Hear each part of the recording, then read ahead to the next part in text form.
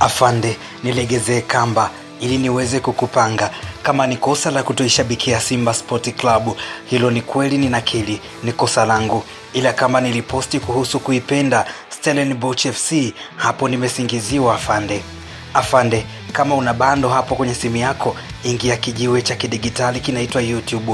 Huko utaona namna rekodi ilivyowekwa na kocha Fadlu Davis kwa kuifikisha Simba Sport Club fainali ya kombe la shirikisho barani Afrika. Hakika huyu ni kocha aliyeingia kwenye kurasa za mioyo ya wanasimba wote, na wao wakapiga muhuri wa upendo, wakampokea.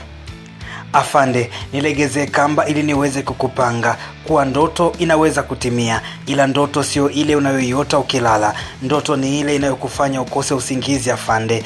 The waiting is over. Afrika imeshuhudia Simba wakiikumbusha Afrika kuwa wao ni klabu bora miongoni mwa klabu bora.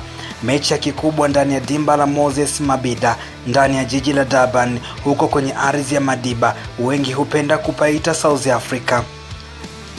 Fadlu Davis ndiye aliyetia nyongo kwenye sahani ya kocha wa Stellenbosch FC Steven Barker. Hakika jioni yenye kijua cha magharibi cha tarehe 27 itabaki kama kumbukumbu kwenye dayali za wajukuu wa Mandela.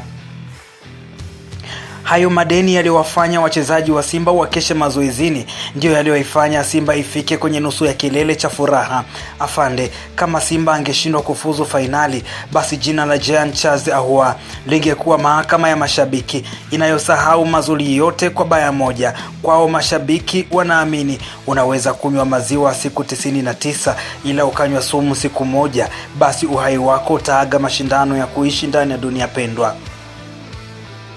Ila tuongee ukweli afande, kwani una shingapi mfukoni? Kama una buku 2, nigei buku. Nataka nikanunue maji baridi ninywe nikiwa narudia kutazama picha za marejeo na mna furaha ilivyochagua kukaa kwenye nyuso za wachezaji wa Simba. Ila afande, ngoja nikuulize swali.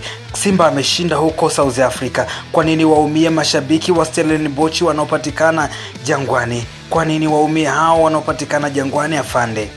Afande, nilegezee kamba ili niweze kukupanga kwa baada ya fainali Simba na zidi ya Berkane, ni macho yangu yakashuhudia nani ambaye atatoa kombe hilo. Na kama ikiwa ni Simba atalileta kombe la shirikisho Tanzania, basi nitajileta mimi mwenye kituoni. Afande, yote haya nayafanya kwa sababu ya Simba, nafanya kwa sababu ya Tanzania. Ngoja niendelee kuenjoy kalamu ya sherehe ya Simba, bado haijaisha mpaka iishe afande. Makala hii imeandikwa na kusomwa kwako na Dr. Miki.